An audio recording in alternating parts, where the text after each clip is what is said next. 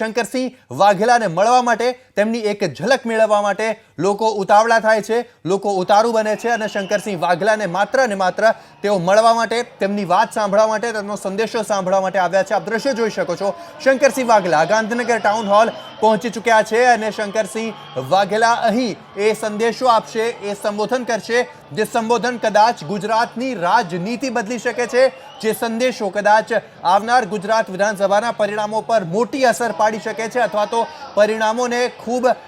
ઉપરથી લઈને નીચે સુધી જડમૂળથી હલાવી શકે છે. આ દ્રશ્યો સીધા જ સામે આવી રહ્યા છે ગાંધીનગર ટાઉન હોલથી અને હવે માત્ર ને માત્ર રાહ જોવાઈ રહી છે કે ક્યારે શંકરસિંહ વાઘેલા સંબોધન કરે, ક્યારે તેઓ સંદેશો પાઠવે અને તેમના સંદેશામાં શું વાત છે તે સાંભળવા માટે તમામ લોકો ઉતારું છે. આખરે શંકરસિંહ વાઘેલાનો શું નિર્ણય છે, તેઓ શું ફેસલો કરી રહ્યા છે, તેના ઉપર સૌની નજર છે અને કોંગ્રેસના તમામ સમર્થકોનું કહેવું છે કે શંકરસિંહ વાઘેલા જે નિર્ણય લેશે તે જ નિર્ણય તમામને આવકાર્ય હશે.